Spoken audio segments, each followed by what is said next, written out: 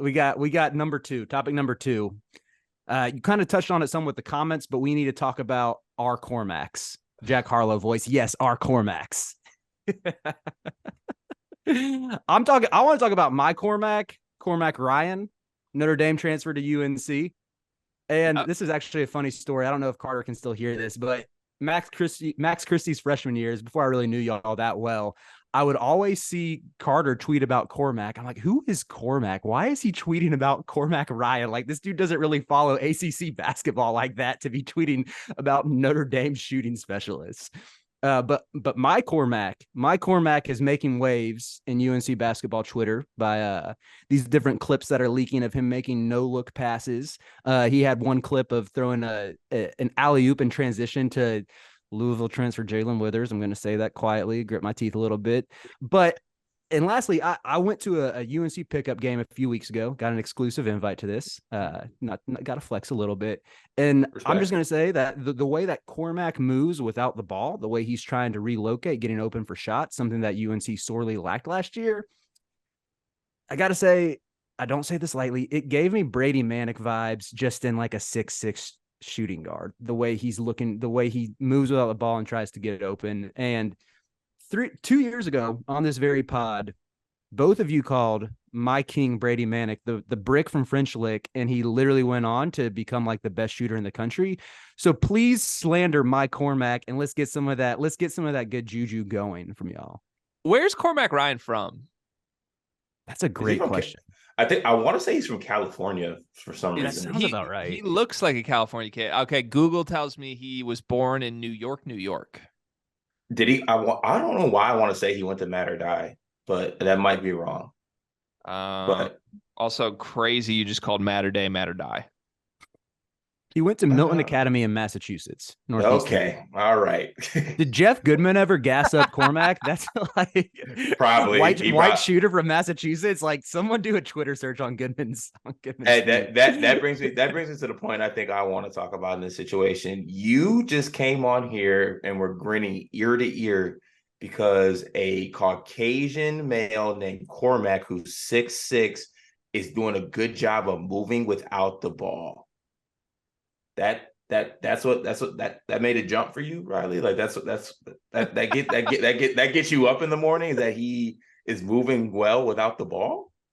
Well, it's not just that. He's also a good shooter, and he's pretty proven. Yeah. Like, okay. I mean, yeah, I honestly... And his Instagram comments are also full of his teammates calling him Brutta and Mac 10 and like all these different... I'm like, he's going to show up with a forearm tattoo and earrings in a few weeks, and I'm going to be all in. That's what if we need that this year. UNC needs to regain its swagger. They needed the opposite last offseason, and now they need a little bit of sauce. Okay. When he comes back with a forearm barbed wire tat, let's not be thrown off here. But in all seriousness, though, like you guys adding him is actually pretty good, because I feel like you need the shooting. He's a knockdown shooter. If anyone knows anything about Notre Dame guards, it's Michigan State. I watched Cormac torch us last year. And honestly, anytime I found myself watching a Notre Dame game when I had Notre Dame plus 17.5, Cormac was always just banging threes left and right. So I feel like he could do some things. Unfortunately, I cannot be in Cormac's camp with you, Riley, because I staked my claim that Simeon Wiltshire will be better for you guys, and I don't like how Mondo kicked him on his way out. So unfortunately, I got to stake my claim to one side or the other. But I wish you the best of luck, and hopefully our slander of Cormac will lead to him knocking down at a 42% clip. I want to throw a couple words on Cormac here. One, he's going to be 25 the moment he steps on the floor for North Carolina. Two, actually, yeah, that's insane. He's heading into his 6th year as a college basketball player. It's just absurd that this sport currently allows this. The man redshirted as a sophomore his first year at Notre Dame because he had to do the sit-out transfer. So he played a year at Stanford, sit out at Notre Dame, 3 years at Notre Dame, and now it's his 6th season of college basketball. He will be 25 in October. Years ago, I was convinced that Cormac Ryan and Robbie Carmody was the next John Beilein backcourt that was going to just keep Michigan at the level that like Trey Burke and Tim Hardaway did. It never happened, and Robbie Carmody stunk, by the way. I don't even think he finished his basketball career, but Cormac was like 1A on my target list at the time. Loved him as a high school player. He reminded me visually, literally just visually, nothing about their games, visually of Gordon Hayward, like the baby face, rosy cheeks, pretty white boy wing. Like, absolutely love that archetype. Love that archetype for North Carolina. Riley, I think you're going to be shocked by this. I've been doing the offseason grades series for the Field of 68 with Doster. We've done 10 of them now. I think I'm the harshest grader that's involved in that, and I'm learning I need to not be that because every fan base just hates me at the end of it. But I've only given one team an A offseason. It was actually an A+ offseason. It was the North Carolina Tar Heels that I gave an A+. How do you feel about that? That is way higher than I would give them. I'd give them like a B, like a fringe B+. Greg probably gave him an A just because they lost Caleb Love. They were at a B+ for me already when they just lost Caleb Love. But like, I've been begging. Listen, you know this, Riley. For years, I've just been begging to see what RJ Davis looks like without a dude who takes all his shots and misses every time. Like, and takes his girlfriend. We finally get to see that. We finally get to see RJ and Armando back as gravy. And like, I think there are some teams that I think you would say like need to go get a star in the portal. North Carolina already had their stars. They don't need stars. They need Cormac Ryans. They need comfortable role players who are efficient. And I think they did all of that. You guys lost 9 players from the roster. I know this because we recorded it yesterday. You lost 9 players from the roster. I genuinely would not say that I think any of those 9 players are good basketball players. You kept all your good basketball players. Whoa. Pete Nance slander? He really struggled last year, man. Like, I'm ready to jump the ship. Oh, that's crazy. How dare you? I'm just calling it what it is. Like I said, when I'm wrong, I'm wrong. I was wrong about Pete Nance in a big way. I mean, I'll go to bat for Leaky Black. He's the one who I will defend to the death. However, I am excited to like see someone on the wing who can hopefully shoot a little bit more, have a little bit more of an offensive game. But I'll go to bat for Leaky Black, but I am excited to watch a team without Leaky Black. But at the same time, I think like he kept UNC's defense like I think they were still top 40 in the country last year. I don't really like necessarily how he was utilized all the time because too often last year, I think Carolina played this really conservative defensive scheme where they're staying home at shooters and like you weren't really maximizing the length of Leaky. You weren't really maximizing the length of Pete Nance and letting them like stunt, dig, gamble at all.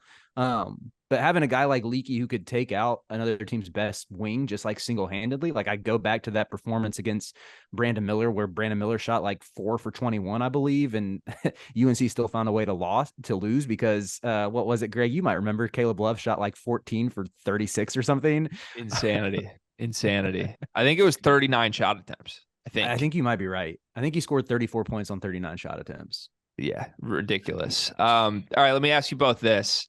If you could take the unknown of what Cormac Ryan will be next season, but he's the guy he is off everything we know about him for North Carolina, or you could take Max Christie's freshman year at Michigan State. Known quantity, you get Max Christie's freshman year.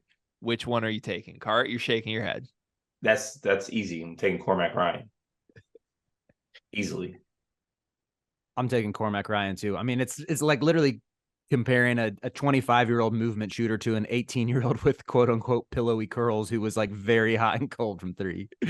Yeah, like that's not even a question. Hey Riley, y'all stunk last year, by the way. I'm just letting that be known. Y'all really stunk last year. Like, I mean, on this panel right here, Greg's team went to the NIT, and it's not the worst team on this panel. I just want to let that be known. So you got something to prove this year. So yeah, these boys better hoop. That's why I'm not giving them out of principle. I can't give UNC an A, like, especially when you bring in a bunch of guys who are coming from losing teams. I know I already kind of made my Jalen Withers joke, but yeah, a lot of these dudes, I hope that they're hungry and it's not just like they're having to spend the whole year, like getting over losing habits. Cause theoretically you could say when UNC gets to 5 wins this upcoming year that like Jalen Withers should be happy about that. Like having more. I don't know why you're harping on Withers. He's like your 9th best player. I know. And Like he you got, actually he looked pretty good in the let pickup me game run through the offseason for you. You got Cadeau to class up. That's massive. If he's good, That's like huge. your team's incredible. You got RJ Davis and Armando Bacot back. There was absolutely no reason those guys could or should return. And they're back and they're both superstars. And now they're both playing where they'll be the key points of this offense instead of Caleb fucking Love. That's absurd. 3, you got Harrison Ingram, who nobody's talking about, who I think is one of the 5 most talented players that hit the portal this offseason. Yeah, he hasn't been on a winning team, but he's really, really good. And I think he works next to those 3. You kept Seth Trimble, who I'm still pretty high on. You added shooting in a bunch of different guys that are just role player shooters.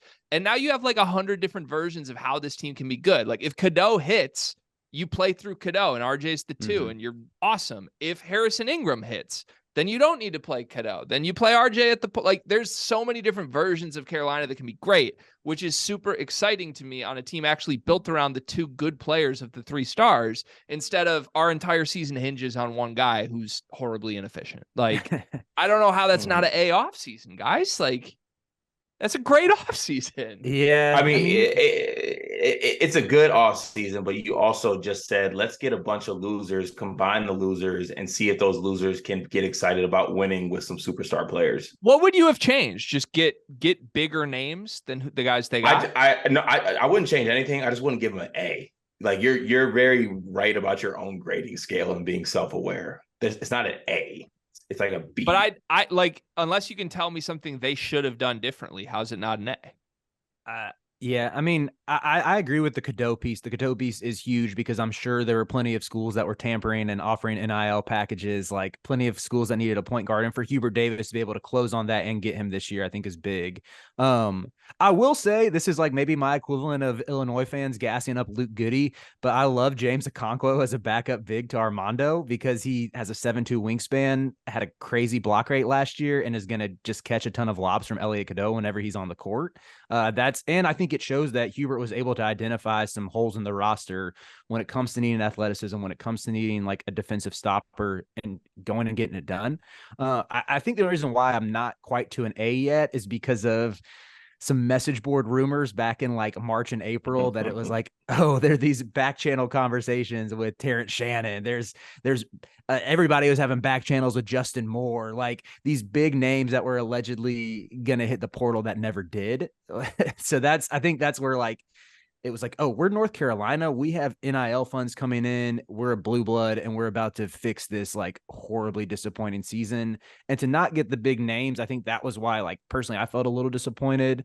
But when you put it like, and I know Doster's been arguing the same, is that UNC built around RJ and Armando, which I agree is wise. It's like, there's just part of me that, I don't know, man, like as a fan, you still want your team to win the headline battles in the offseason, especially coming off of this like PR nightmare that was the North Carolina 2022-23 season, to where I just wanted like that one big name, like Justin Moore hits the portal, comes to reunite with his AAU teammate Armando, and like Duke fans are out there shaking in their boots. You know, that's really all I wanted was like Duke to be, they aren't going to be shaking in their boots because of their roster, but to at least be like a little bit scared instead of having Duke fans in my mentions telling me that like, I had like a bald Duke fan in my mentions telling me that Okonkwo's 2 points per game are going to be prolific. And I'm like, bro, like understand his role. Like I would have got the cooking him right back. I'm like, doesn't your best player have 2 bad hips? Like, lower your tone.